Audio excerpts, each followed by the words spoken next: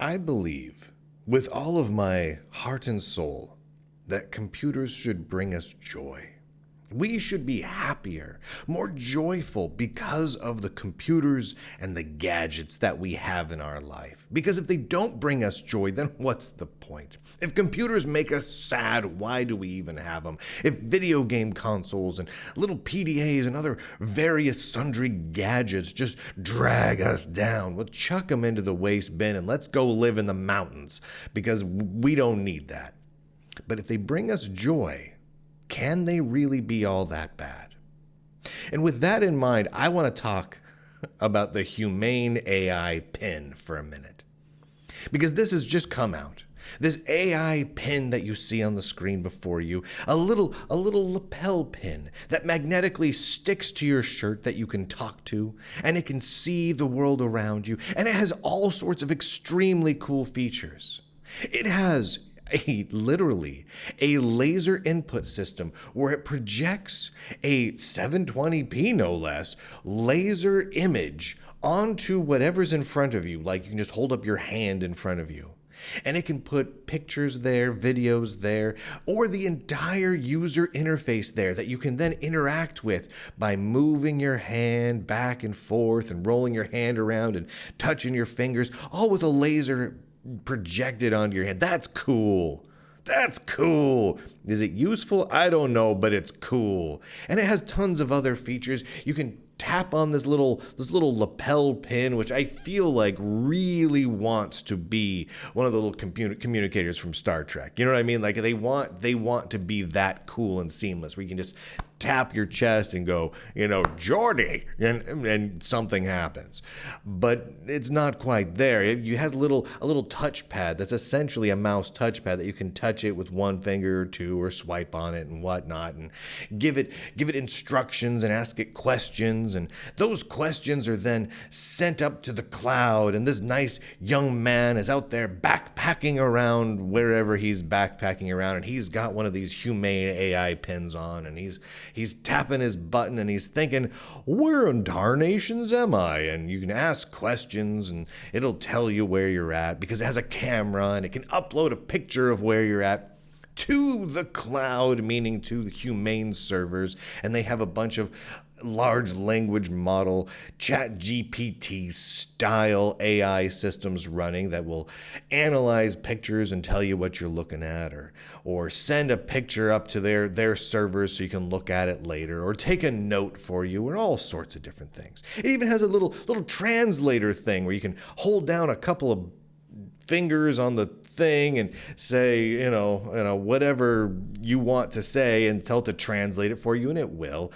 That's cool, right? That's a whole lot going on. And it's not even paired to anything, right? This isn't like a smartwatch with a Bluetooth connection to your smartphone. This is a fully standalone device. It's got a cell phone data modem in it. It's actually a phone. You can actually make phone calls with this. So in that way, it is like a Star Trek communicator. There's so much going on here that's interesting. Now, I personally, many of you will know this, I really don't like AI stuff. I don't like it. It doesn't jive right with me. But even I have to admit that the number of random cool pieces of gadgetry that they've stuffed into the AI pin from Humane is cool. Look at this. It's like, what does this mean? Look up a piece of information for me and project it with lasers onto my hand.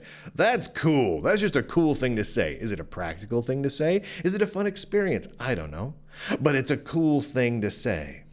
Well, Marquis Brownlee came out with a review video of this, and I don't normally talk about review videos, but I feel like it needs to be brought up here, because in that review, he stated flat out that it is the worst product he's ever reviewed, and he very well may be right. It looks atrocious. Let's be honest. If you sat down and pitched this exact idea to me of this little magnetically sealed, extremely heavy lapel pin that sits on your shirt, weighs it down, heats up a whole bunch so you have a small warm nuclear reactor on your chest, chest with a cell data going constantly right next to your heart, which definitely isn't going to cause any problems.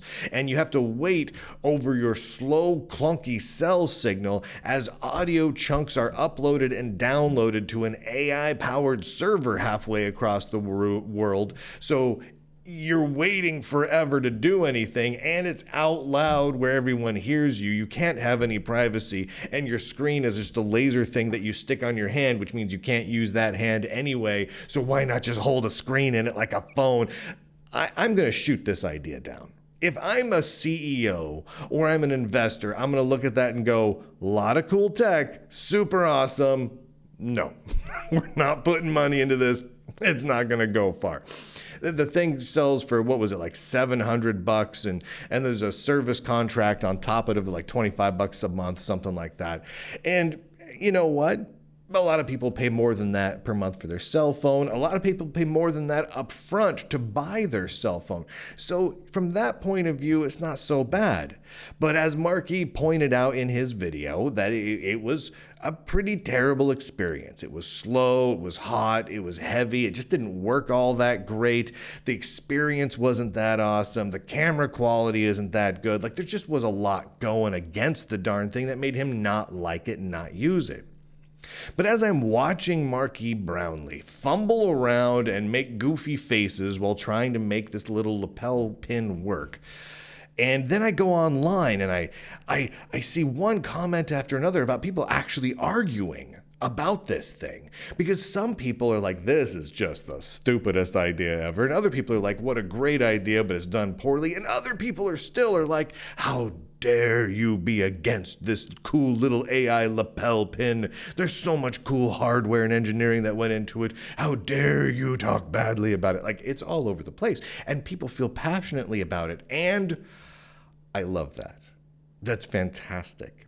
Because people are getting excited about it. And will this particular gadget live on in infamy? I don't know.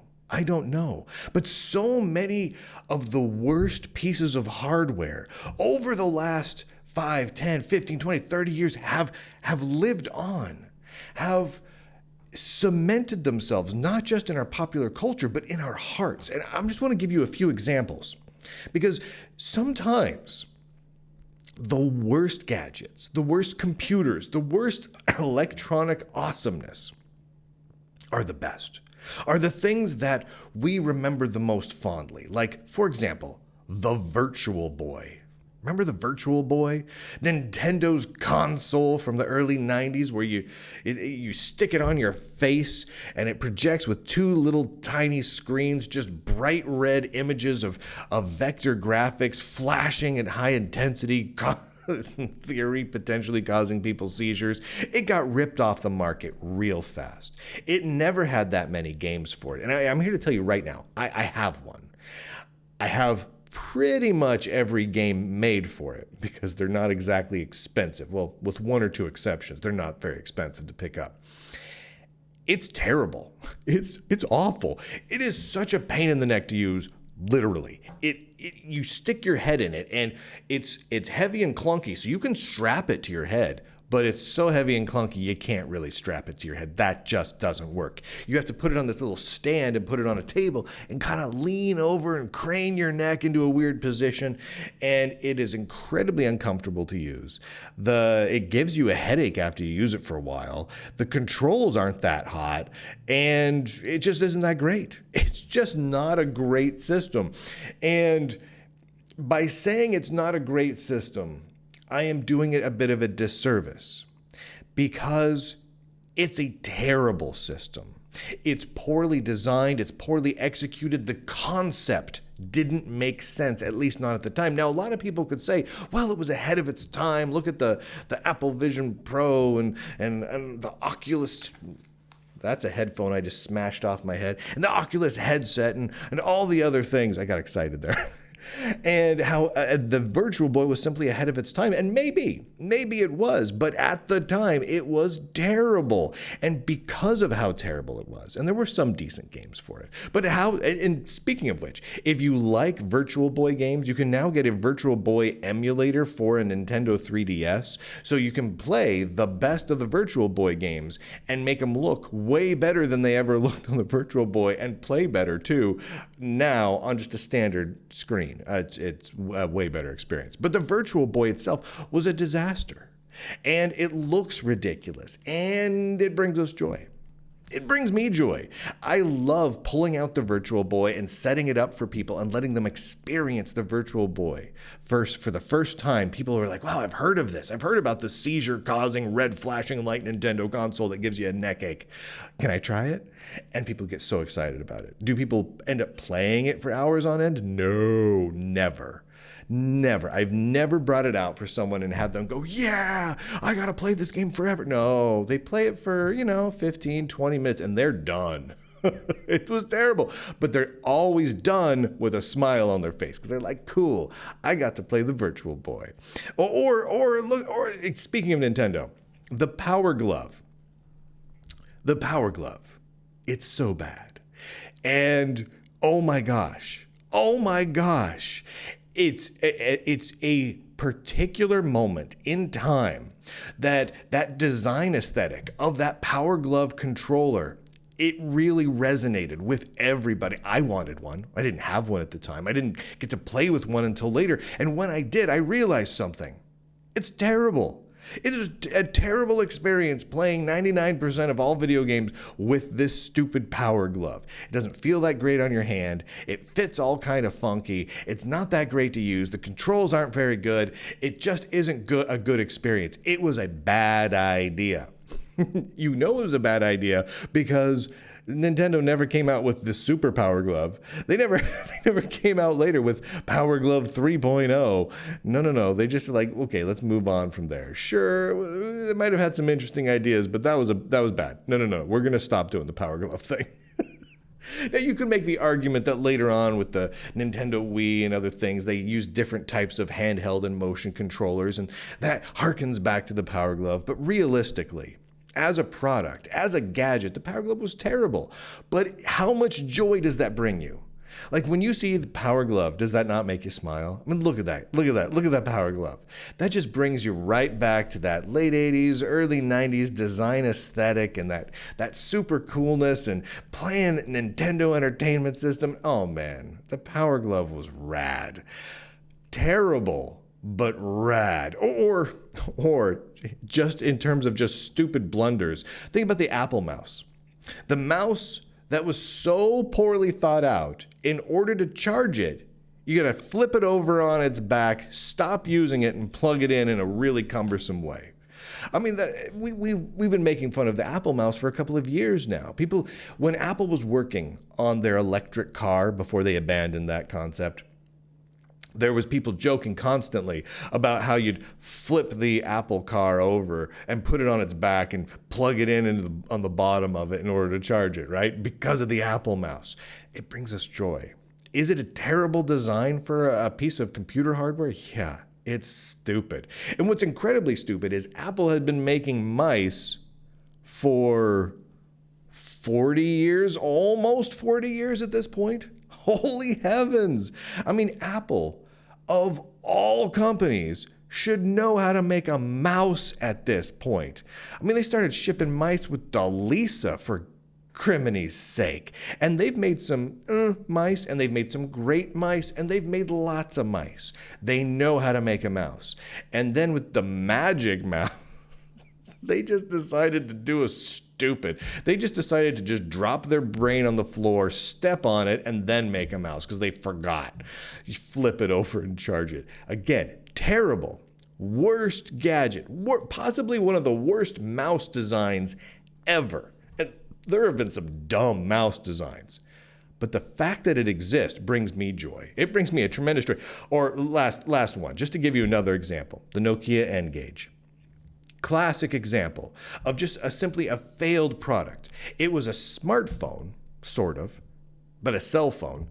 and a game console all in one, right? It had a little D-pad and you used some of the raised number buttons for your A and B buttons, and you could play games on it, right? And it did not go well. It did not go well at all. The games weren't that hot. The form factor wasn't that great. But what really got the Nokia N-Gage sunk was how you had to hold it when you were making a phone call. Because of where the speaker was and everything, it created this concept called side talking, where you literally had to hold it like you were shoving the top of it in your ear, and you kind of had to hold it so it was like flailing out. You had to hold it on what would seem to be its side. You can't put the front of it against your ears. You can hold it like you would a phone. And so people made fun of it mercilessly. It created an entire genre of early, and I hate to use the word, but memes, but funny pictures where people were posting pictures online of them side talking with all sorts of things. People would pick up a computer tower, hold it on its side, and smash it against their head, right? Just as awkwardly as possible. Side talking. You can find pictures. Look up side talking on pretty much any search engine. Nokia N-Gage side talking. You'll find picture after picture after picture of that. And you know what? Did the Nokia N-Gage succeed? No. Was it poorly designed? Yes, absolutely. Was it a bad phone and a bad gaming system? Yes, it was. Speaking as someone who spent a lot of time playing with them, it sucked. It sucked as a gaming system and a phone for the time it came out. It was terrible. It was not well conceived. It was not well designed. It was not well released. It was clearly not even that well product tested. But how much worse would our lives be if it had never existed? I mean, think about this. Realistically, if the Nokia N-Gage, the Apple Magic Mouse, the Nintendo Power Glove, and the Nintendo Virtual Boy all went away today, our lives would be less filled with joy, less wonder, less merriment, less just pure joy and happiness. Right? These are great things. These are some of the worst gadgets ever. And there's plenty more. I'm sure you can think of several right off the top of your head, but we had to draw the line somewhere. And they're all great, right? Some of the worst things ever bring us joy. So when Marquis goes out there and reviews the Humane AI Pin, oh my heavens! Oh, look how happy this mom is. She's got one on her lapel there. Oh, look at all the things you can do with it. Oh, I'm outside. I got a text message, but I didn't get it on my cell phone. I got it on my laser printed image on my hand. I mean, is it good? No, it doesn't seem like a good experience. Is it cool? Yeah, it's cool. Is it infinitely make funable? Yes. Now, what the real question is will it be so disastrous and so hilariously disastrous that it will enter the commonality of our common let's make fun of this gadget psyche that we have, like the Virtual Boy, like the N-Gage, like the Apple upside down charging Magic Mouse. Something where we end up making fun of it years, if not decades later, because of how hilariously bad it is. Will it get that far? I don't know. I think it has the potential. Look at that guy. He's like, I'm touching my lapel pin. It's kind of cool. It's kind of terrible. Woo, catch me up. And look at, is it great? I don't know. I think we're going to be making fun of this one for a while. My sincere hope is that enough people have bought this, that they post the pictures of their experience online for all of us to truly enjoy and make fun of. Because yes, it's expensive. Yes, it's probably poorly conceived. Yes, it probably does have some amazing engineering packed into it. But the terribleness of it all, the badness of it all, the slow AI responses, the weird clunky behavior, the overheating nuclear reactor hanging off of the front of your shirt and banging against your chest all day long, that deserves to enter the popular psyche, right? That is whimsical. That is whimsically, annoyingly delicious. I love it so much. So I hope that the Humane AI gadget is one of those. I truly do. I truly do. The really sad part about this is, unlike many of the other things we just talked about, like the Virtual Boy, when this company fails and I believe it will pretty shortly, the service goes away and the product stops working, right? This little thing isn't something that can work offline. It needs to be not only be online, so that all the current wireless standards need to currently be working, but their company needs to be in business with the current versions of their server functioning. Otherwise, this becomes just a weird little heated magnetic brick hanging off the front of a shirt, which maybe is funny all by itself. All right, that's it. Ladies and gentlemen, boys and girls, nerds and nerdettes across the inner tubes, I do declare. End broadcast.